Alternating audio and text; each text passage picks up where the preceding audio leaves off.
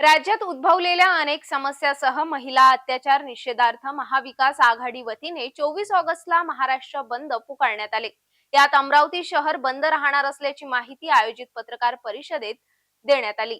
23 ऑगस्टला काँग्रेस भवन येथे आयोजित केलेल्या पत्रकार परिषदेत काँग्रेसच्या वरिष्ठ नेत्या अनुमा आचार्य, खासदार बळवंत वानखडे, माजी राज्यमंत्री आमदार ॲडव्होकेट यशोमती ठाकूरसह अनेक नेत्यांनी माहिती स्पष्ट केली। सकाळी 9 ते दुपारी 2 वाजेपर्यंत महाराष्ट्र बंद राहणार आहे। नागरिकांनी बंदच्या आंदोलनाला सहकार्य करावे असे आवाहन सुद्धा करण्यात आले। नमस्कार मंडळी, आज अमरावतीमध्ये ऑल इंडिया काँग्रेस कमिटीच्या प्रवक्ता विंग कमांडर अनुमा आचार्य जी या ठिकाणी आलेले आहेत। आपल्याला ठाऊक आहे की महाराष्ट्र किती असुरक्षित झालेला आहे। त्या अनुषंगानं आज या ठिकाणी ऑल इंडिया काँग्रेस कमिटीची प्रेस कॉन्फरन्स ठेवलेली आहे आणि त्या प्रेस कॉन्फरन्ससाठी मॅडम इथे आलेले आहेत। इथे उपस्थित आपले जिल्हाध्यक्ष बबलूदादा, शहर अध्यक्ष शेखावतदादा, या ठिकाणी खासदार बळवंतदादा वानखडे, माजी आमदार वीरेंद्रदादा जगताप, या ठिकाणी माजी मेयर विलासदादा इंगोले आणि मिलिंददादा चिमोटी इथे आहेत। महिला काँग्रेसच्या अध्यक्ष या ठिकाणी आहेत आणि आमचे प्रदेशचे सेक्रेटरी आसिफभाई तवक्कल या ठिकाणी आहेत। माझी कमांडर मैडमला विनंती है कि अपन शुरू करें। नमस्कार और आप सभी का स्वागत है।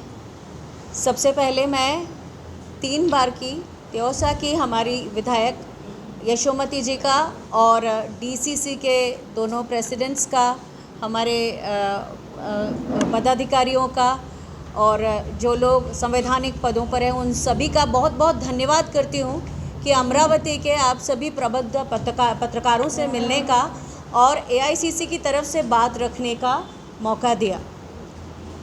बात उस महाराष्ट्र की कर रहे हैं जहाँ से छत्रपति शिवाजी महाराज आते हैं, जहाँ से सावित्रीबाई फुले, जहाँ से जो बाबा साहब अंबेडकर की भी कर्मभूमि रही है, और उससे भी पहले संस्कृति में देखेंगे तो संत एकनाथ, ज्ञानेश्वर, संत तुकाराम, सभी बड़े बड़े नाम जिन्होंने संस्कृति को समृद्ध किया।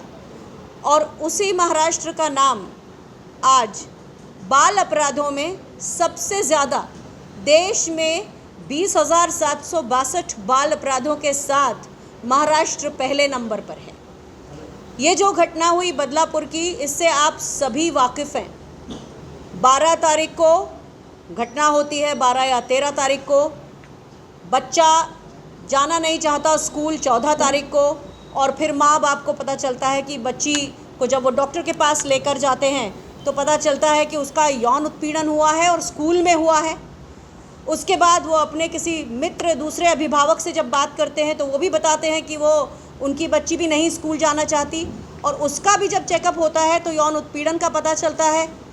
जिसके बाद परिवार स्कूल के पास जाके इसकी शिकायत करता है, लेकिन महाराष्ट्र के मुख्यमंत्री का बदलापुर में उस दिन म्यूनिसिपैलिटी में कोई प्रोग्राम है तो स्कूल वो बात नहीं सुनता। और 16 तारीख को जब वो एफआईआर दर्ज कराने जाते हैं तो महिला थाना निरीक्षक होने के बावजूद भी, इंचार्ज जो है वो महिला है, शुभदा नाम है उनका, और उसके बावजूद भी 12 घंटे लगते हैं उनको रिपोर्ट लिखने के लिए। यानी कि टेक्निकली 17 तारीख की रात को रिपोर्ट लिखी जाती है।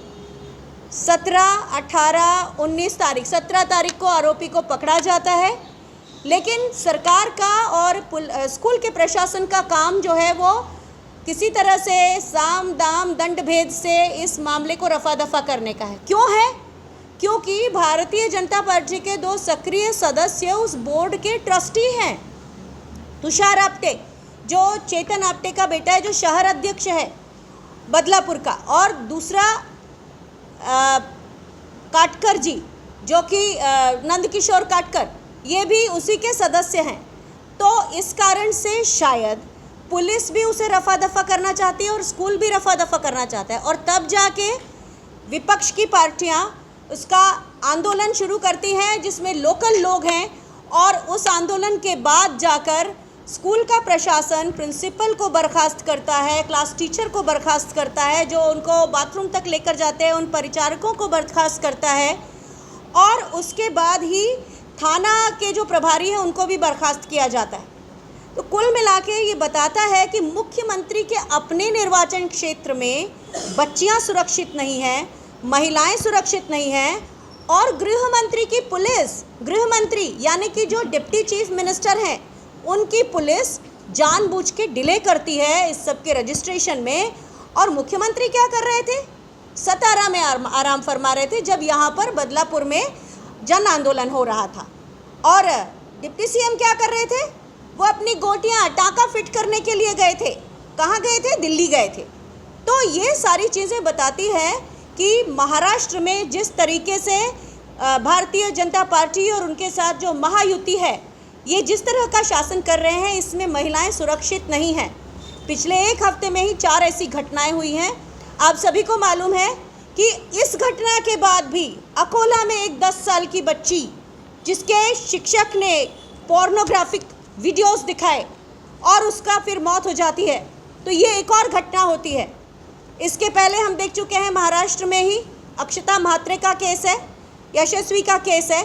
तो दिखने में आता है कि जो महाराष्ट्र संस्कृति के लिए प्रसिद्ध था आज उसी महिला को सम्मान करने की संस्कृति के विरोध में जा रहा है।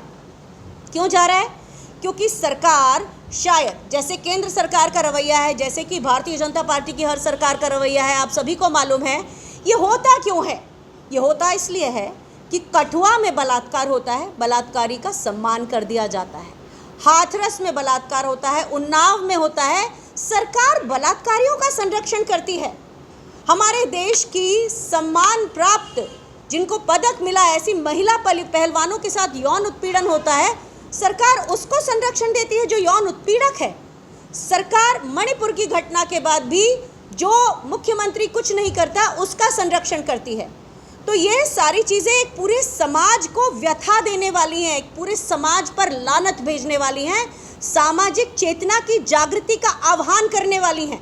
क्योंकि आज भी इतनी घटनाएं होने के बाद अगर सामाजिक चेतना अब भी नहीं जागेगी तो क्या सामाजिक चेतना जागने के लिए हमें अपने घर में इस तरह के किसी होने का इंतज़ार करना होगा? ये बहुत सोचने की बात है। महाराष्ट्र चूँकि एक ऐसा प्रदेश रहा है जैसे जहाँ पहले महिलाएं बहुत सुरक्षित थीं, लेकिन पिछले 1 साल में यहाँ 7,000 से ज़्यादा महिलाओं के प्रति रेप के जो मामले आए हैं, यानी कि एक दिन में 21 बलात्कार। तो महाराष्ट्र का क्या हाल होता चला जा रहा है, इसकी जागृति यहाँ के लोगों को होना चाहिए। तो हम ये कहना चाहते हैं कि आज ये सवाल हैं कि इतनी कोताहियाँ, पहली चीज़ जो स्कूल है उसने कॉन्ट्रैक्चुअल लोगों को रखा तो बिना किसी जांच पड़ताल के रखा क्या? जिस कॉन्ट्रैक्चुअल एम्प्लॉयज़ के पास से वो व्यक्ति आया हुआ था, जो कॉन्ट्रैक्ट वाली कंपनी थी, उसको आपने ब्लैक लिस्ट किया, लेकिन क्या आपराधिक मुकदमा उसके ऊपर दायर किया? क्या उसके ऊपर ये कार्यवाही होगी? और एक और बहुत शर्मनाक बात है, ये बात कहते हुए कि स्वतः संज्ञान लिया मुंबई के मुख्य न्यायालय ने, हाईकोर्ट ने, और उन्होंने कुछ सवाल पूछे मुंबई पुलिस के साथ कि 13 को घटना होती है, आप 16 तारीख को रिपोर्ट लिखते हैं, FIR लिखते हैं, और 22 तारीख की रात के 2 बजे आप ये कहने के बाद, लोगों के हल्ला करने के बाद, आप दूसरे बच्चे के पेरेंट्स का बयान लिखते हैं। इतनी देर क्यों? ये केस क्लियर कट पॉक्सो का है, तो इसकी धाराएं पुलिस को सबसे पहले लगानी चाहिए थी, जो कि नहीं लगाई। तो मुंबई हाईकोर्ट ने इस बारे में जानकारी चाहिए है और कहा है कि जल्दी से जल्दी जो आने वाले मंगलवार को जो सुनवाई होगी उसमें पॉक्सो की कौन सी धाराएं लगाई गई है उसके बारे में भी बताएं। तो मेरा यहाँ पर आके AICC की तरफ से ये कहना है कि ये सामाजिक चेतना का विषय इसलिए भी है कि अगर आप कलकत्ता का मामला देखें तो भी पोर्नोग्राफिक वीडियो की बात सामने आती है कि जो आरोपी है वो पोर्नोग्राफी के वीडियो देखता था। यहाँ की आप बात करें, अकोला की बात करें तो भी वही पोर्नोग्राफिक वीडियो।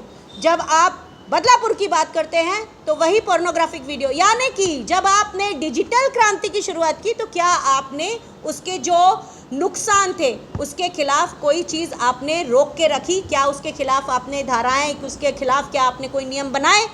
ये इसलिए भी एक छोटे उदाहरण से बता देती हूँ कि जब यूपीए की सरकार थी और मनमोहन सिंह जी देश की अर्थव्यवस्था को बहुत तेज़ी से आगे ले जा रहे थे, तो राष्ट्रीय सलाहकार परिषद ने ऐसे कुछ काम किए थे, जैसे मनरेगा, जैसे right to education, right to health, ये सारे इसलिए किए थे कि जो अमीरी गरीबी का जो भेद है वो बहुत तेज़ी से बढ़ रहा था, तो पहले ही उसका विचार करके पॉलिसी बनाना चाहिए।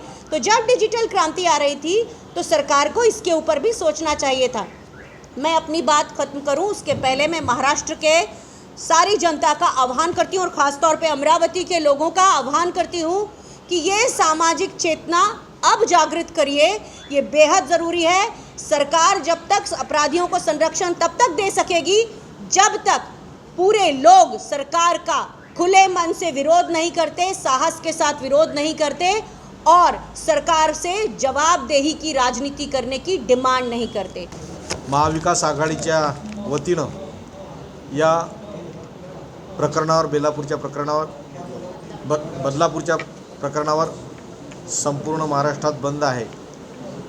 तर त्याच पद्धतीनं अमरावती जिल्ह्यात सुद्धा महाविकास आघाडीच्या सर्व नेत्यांनी ठरवलेलं आहे की उद्या पूर्ण कळकळीत बंद राहील।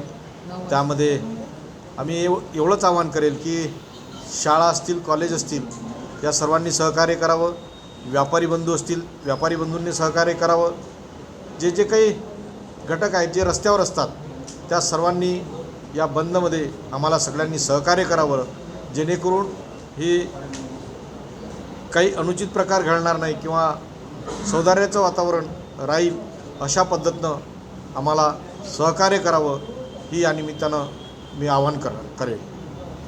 उद्या सकाळी 9 वाजता दुपारी 2 वाजेपर्यंत सगळ्यांचा सहभाग त्याच्यामध्ये राहील। कारण हे आपण करतोय, आपल्या प्रत्येकाला बहीण आहे, प्रत्येकाला आई आहे, प्रत्येकाला बायको आहे।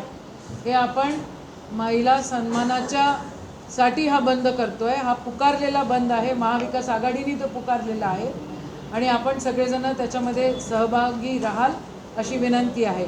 उद्या सकाळी 9 वाजता राजकमलमध्ये आम्ही सगळे जमतोय आणि त्या बंदचं आवाहन त्या ठिकाणी आम्ही करू।